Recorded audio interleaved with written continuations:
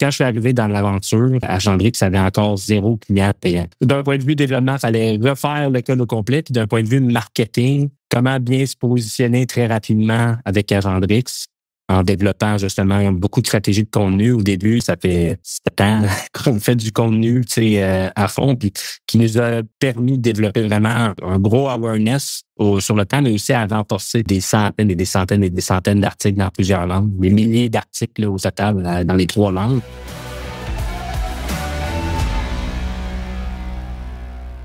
Donc, on est de retour sur le podcast Commercialite et j'ai la chance aujourd'hui d'être accompagné de Samuel Roy, cofondateur de l'organisation Agendrix, en charge du marketing dans l'organisation Agendrix. Pour les gens qui ne connaîtraient pas l'entreprise, on parle d'un logiciel technologique qui aide plus de 13 000 organisations à bien gérer les horaires avec leurs employés, avec leurs collègues. Samuel, merci beaucoup d'être sur le podcast Commercialite aujourd'hui. Salut Antoine, merci de me recevoir. Pour commencer, on va vous féliciter. Vous avez vendu l'organisation il y a quelques mois de ça. Félicitations, c'est quand même un accomplissement assez exceptionnel quand on bâtit du logiciel, quand on bâtit une entreprise tech.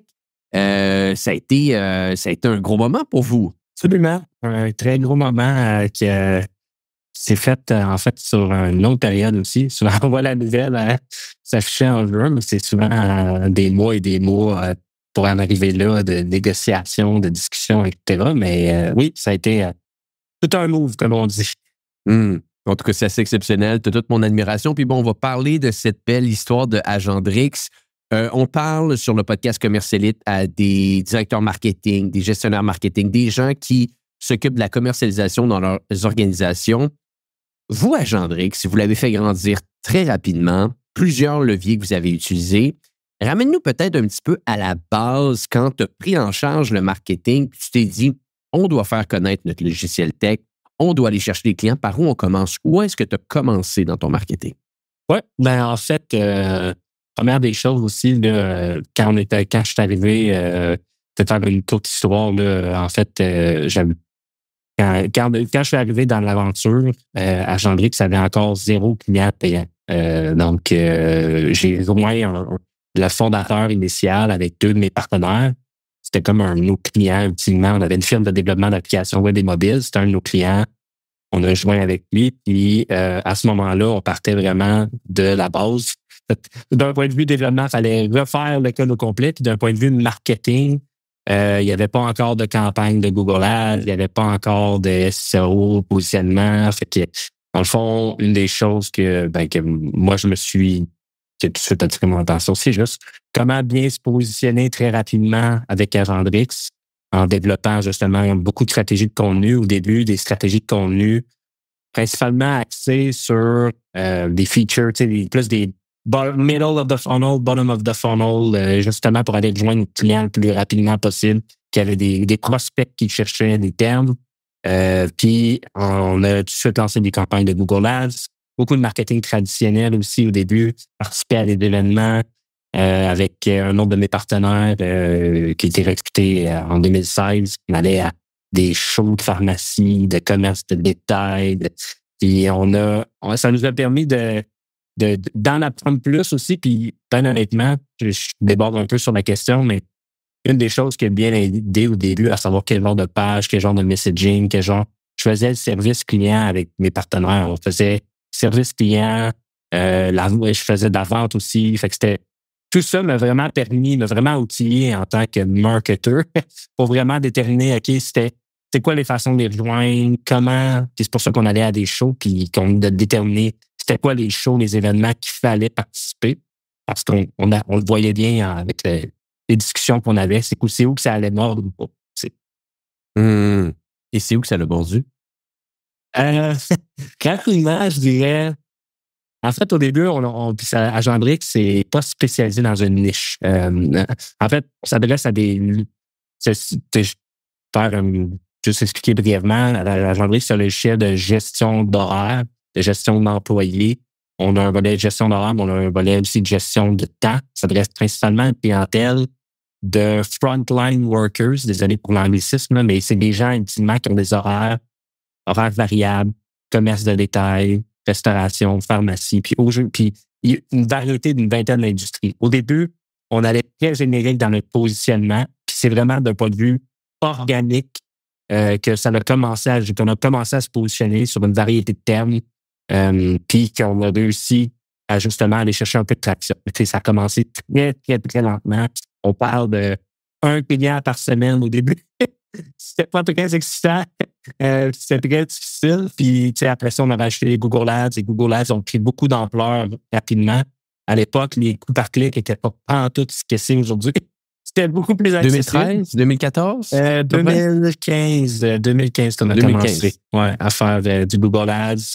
Puis c'est ça, on parle de des coûts par clic vraiment bas. On a fait aussi du Facebook Ads. Dans ce moment-là, je vais mieux targeter nos clients, je dirais même qu'aujourd'hui sur Facebook, il n'y avait pas tous les enjeux de vie privée qui ont fait que Facebook est devenu un peu plus difficile à utiliser pour faire du targeting au même niveau qu'on le faisait. Ça a été très bon aussi dans les premières années, là. Fait que je dirais que c'est un mixed bag, puis mixed bag aussi de contenu. On a targeté, par exemple, des templates. Beaucoup de gens cherchent des logiciels, des modèles Excel gratuits de gestion d'horaire. Et avec ça, c'est une des choses qu'on a fait tôt. On sait rapidement, il n'y avait pas de compétition à ce moment-là, ce qui n'est plus le cas en tête aujourd'hui. Maintenant, il y en a beaucoup, mais on a saisi des opportunités comme celle-là, puis d'offrir des ressources gratuites. Puis finalement, les gens cherchaient ça. Puis après ça, on les amenait à dire hey, il y a quelque chose de mieux que de gérer tes horaires sur Excel. Puis on introduisait Agendrix comme ça. Puis c'était plus facile aussi à l'époque, même d'envoyer des courriels sans avoir les autorisations et tout. Là, aujourd'hui, on est sur un autre TLT. Mais c'est un mix de ce que je viens de dire qui je pourrais pas mettre le doigt spécifiquement à dire c'est juste ça. Mais clairement que dès le départ, on était très fort sur l'inbound, puis ça nous a aidé beaucoup, autant organique que PPC. À quel moment tu as senti que dans ton marketing, tu avais trouvé une recette intéressante? Tu sais, souvent en SaaS, en logiciel technologique, on parle de product market fit et c'est souvent là qu'on peut commencer à accélérer, injecter plus de capital pour aller chercher plus de croissance. Quel a été le moment chez vous que vous êtes aperçu que, là, on a vraiment une organisation, ça tient la route, nos campagnes, nos initiatives marketing amènent de la réponse. Est-ce que tu as une mémoire un peu de ce moment-là?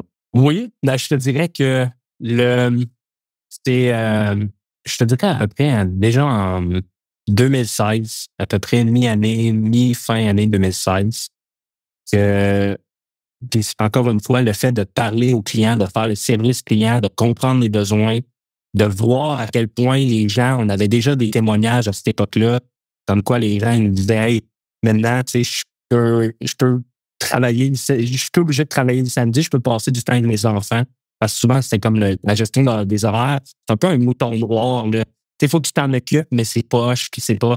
Mais là, on avait des témoignages comme ça qui c'était assez clair avec l'ensemble des témoignages puis l'impact qu'on voyait qu'on avait un market fit. Mais tu vois, même à cette époque-là, ce qu'il faut savoir d'Agendrix, c'est qu'on était pas mal bootstrap. On était pas mal des fans de bootstrap puis on n'a pas levé des grosses rondes de capital. Fait, oui, on a fait du Google Ads et tout, mais c'était quand même, on n'a pas pesé sur le gaz comme peut-être même on aurait pu peser à cette époque-là. Quoique les volumes de recherche étaient beaucoup plus faibles aussi, par exemple, à cette époque-là, dans les marchés qu'on ciblait. Mais on est allé all-in organique, puis ça nous a aidé. Puis tu vois, quelque chose d'autre qui nous a aidé, c'est qu'en 2017-2018, on a aussi commencé même si on avait tout le temps cet enjeu-là de ranking, parce qu'on avait juste le site en français et en anglais, mais on voyait qu'il y avait beaucoup de volume de recherche en France et en Europe. Puis à un moment donné, on a vraiment on a amené notre site sur la langue FR sur le site. Puis on a commencé à utiliser aussi comme dans la langue FR, donc viser essentiellement la France puis le reste de l'Europe francophone. Puis ça a été quand même une page tournante aussi parce qu'on a commencé à générer, à partir de là, un volume de leads, de sign-up beaucoup plus important. Puis ça a eu des impacts justement, même en visant la France, où on avait des clients qui venaient de la Belgique, qui venaient de la Suisse. Fait que ça a eu un effet aussi boule de neige, je dirais. Mais en faisant ça à l'international, ultimement, c'est bien plus facile. Tu travailles déjà sur ton français québécois, tu fais une version FR, ça ne demande pas de temps d'ajustement. recherche SEO, quelques petits ajustements. Tu lances ça dans les 3 langues, anglais, français de France. Ça a été très positif, ça, là. Puis, moi, j'aimerais que tu nous ramènes au moment que ces réflexions-là chez vous, où vous dites on reste bootstrap. Parce que, je veux dire, dans ces années-là, les 2015, les 2016, les 2017, c'était, disons, à la mode. Et ça l'est encore aujourd'hui, disons, mais je pense qu'on n'avait pas nécessairement cette compréhension autant approfondie que des fois, il faut être efficient en entreprise, qu'on ne peut pas perdre de l'argent continuellement. Ces principes-là, oui, existaient, mais on visait beaucoup plus de la croissance dans ces différentes années-là.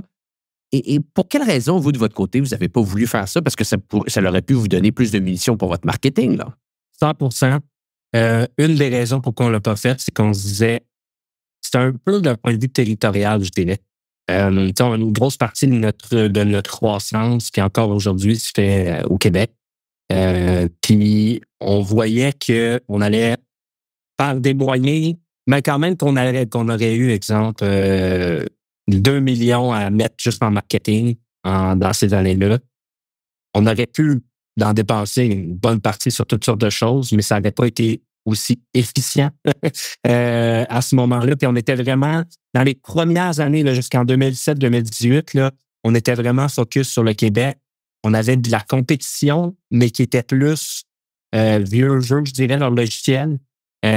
Beaucoup plus vieux jeu. Fait qu'on a eu un peu le first mover advantage de se positionner rapidement puis d'aller à tous les shows importants, d'être le premier à se positionner sur le web, dans ce qu'on faisait, sur toutes sortes de, pas juste quelques mots-clés, mais vraiment tous les mots-clés pas possibles sur lesquels on touchait. Puis ça nous a vraiment aidé. Puis bref, on ne sentait pas le besoin de faire ça. On avait aussi beaucoup de compétiteurs américains qui avaient levé des rondes importants, puis on disait ça, on joue dans cette game-là live. À ce moment-là, on n'est pas encore aussi équipé. Notre produit n'était pas non plus, on est loin de ce que c'est aujourd'hui, mais on avait autant qu'on était un first mover au Québec qu'ailleurs, on était, même un peu en France, on était un peu un first mover en France. Le marché, le positionnement de nos compétiteurs sur les sites, sur le web, était relativement faible. Mais d'aller aux États-Unis, même un peu plus dans le reste du Canada, c'était une autre paire de manches. Fait qu'il aurait fallu lever beaucoup, beaucoup, beaucoup d'argent, se diluer beaucoup au niveau de l'actionnariat.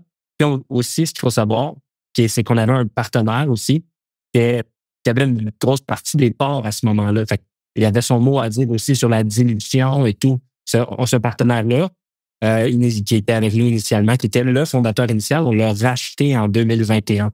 Mais avant ça, c'était évidemment son opinion comptait beaucoup par rapport à ça. Puis ça aussi, ça a eu un impact. Alors, c'est sûr que des jeunes peuvent vouloir aller plus vite, mais à un moment donné aussi, tu travailles avec une autre personne qui a un pouvoir décisionnaire important dans l'entreprise. Donc, vous, avec votre firme logicielle à l'époque, c'est vous qui avez été mandaté concernant cette personne-là pour lui bâtir l'application un peu. C'est ça l'idée? C'était ça, initialement, exactement. Dans le fond, on a commencé en 2014 avec mes partenaires Mathieu et Charles. On avait d'autres clients, mais à un moment donné, on était arrivé à un point où on savait déjà, notre rêve, c'était déjà de faire un SaaS. C'était pas de faire du développement du service à long terme. On voulait faire un software. Puis, dans le fond, l'opportunité, à un moment donné, on a vu, lui, il est arrivé avec... On s'est rendu compte qu'il fallait qu'on refasse l'app parce qu'il avait travaillé avec une autre agence. Puis, on voyait que c'était un peu du code spaghetti par rapport à la direction où on voulait aller.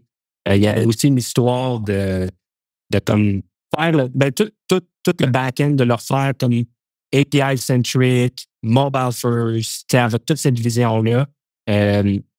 Bref, lui, à un moment donné, c'est bien beau payer, puis tu peux imaginer comment ça coûte. Avoir une équipe qui fait ton logiciel au complet. Mais là, c'est là qu'on a comme proposé de dire, hey, regarde, on serait intéressant, on voit que ça a du potentiel.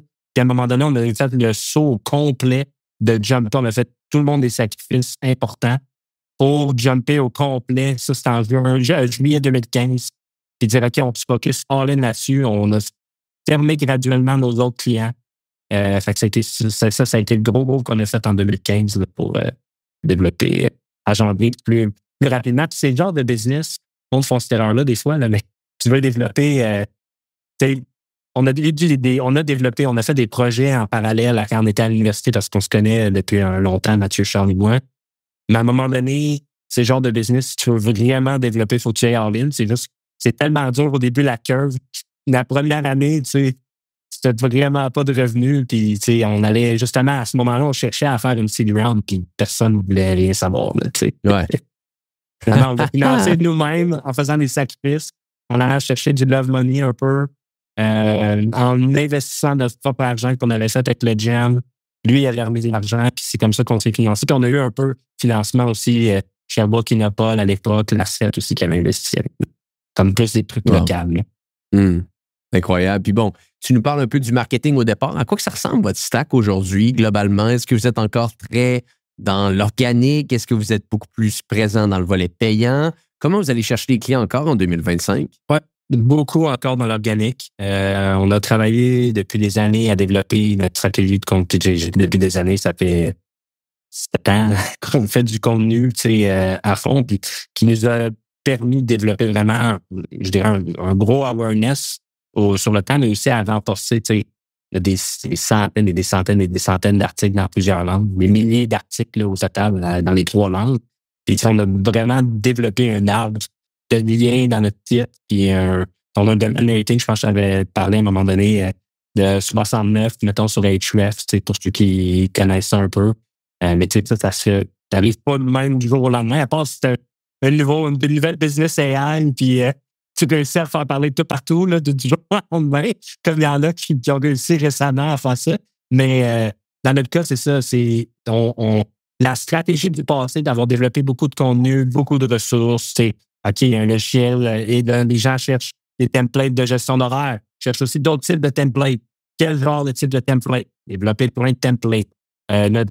C'est quoi les intentions que les gens cherchent en lien, pas nécessairement spécifiquement en lien avec ce qu'on offre, mais très proche ou pas. On a développé une stratégie de blog depuis des années qu'on fait ça. Les pages features, comment on peut rejoindre les clients. Fait, aujourd'hui encore, c'est un peu un des backbones de notre stratégie organique. Puis ça nous amène beaucoup plus de leads que toute autre source. Évidemment aussi, je dirais que là, ça fait des années qu'on est connu, par exemple, au Québec et tout. Le word of mouth est devenu très, très, très fort. On a toujours accordé l'importance capitale à tout ce qui est notre positionnement, notre brand. Ça paraît sur notre site web aussi. Puis quand le monde voit ça aussi, ça a un impact. Et en termes de paid, ça a pris plus d'espace dans les dernières années. La difficulté qu'on a, comme pas mal tout le monde en ce moment, c'est que les coûts par clic ou les coûts par lead, tout simplement, selon si tu utilises du coût par clic ou non, donc quand même significativement augmenté. C'est de plus en plus dur. Mais ça reste quand même un générateur de notre MAR. Puis après ça, on a toutes sortes d'autres stratégies. Marketing plus traditionnel, où nous, on appelle outbound. Aller encore à des événements. On va à des dizaines d'événements par année. Des dizaines quand même, là, dans les différentes industries spécifiquement. On fait du cold calling encore aujourd'hui. Ça fonctionne dans notre cas. Ouais, dans notre cas, ça fonctionne. Ça dépend. Il faut que tu aies le bon fournisseur, la bonne approche. C'est quand même compliqué. Ça, c'est géré par les banques, mais marketing aide de différentes façons. Puis, on est en train de travailler là, à développer plus de partenaires aussi. Travailler avec des partenaires, des groupes qui ont beaucoup de clients potentiels pour Agendrix, trouver des façons. Ça, c'est quelque chose qui est en cours aussi. C'est un mix, c'est vraiment pas une affaire qui fait notre succès, mais ça vient initialement vraiment du gros focus inbound organique qu'on a fait. Mais là, après ça, on a rajouté des channels, au fur et à mesure que l'équipe a grossi. Ça fait du sens. Bon, c'est quoi la suite, là? Donc, vous avez vendu l'organisation, mais vous restez des opérateurs. Est-ce que c'est ce qui vous attend également pour la suite? Absolument. En fait, on a vendu en juin. En ce moment, on est tous là, tous opérateurs et tous une gang de gars. On est 5, en fait, partenaires qui ont vendu. J'ai parlé de Mathieu et Charles, mais j'ai aussi Sébastien qui est avec moi, puis Adam aussi, qui sont des partenaires, pratiquement des cofondateurs, sont là depuis 2016, quand la compagnie faisait pas beaucoup de revenus. Puis ultimement, on est tous là dans nos postes. C'est ça qui est le fun, c'est qu'on a différentes fonctions qu'on occupe. Moi, je suis au marketing, Adam, il est au vente, Sébastien aux finances, Mathieu, c'est le CEO, puis Charles, c'est le CTO. Fait que, on a tous vraiment nos fonctions très différentes. On occupe chacun des postes. On a une équipe de direction aussi plus large, solide avec nous, qui couvre les autres fonctions, ultimement. Bref, tout ça pour dire que en ce moment, c'est le plan de match, puis y a pas, on a du plaisir à travailler et à faire ce qu'on fait aussi. Là, les défis, c'est pas les défis qui manquent, là, puis il y a des choses intéressantes qui vont se passer à l'international. La compagnie qui a fait l'acquisition d'Agendrix, c'est une compagnie du UK.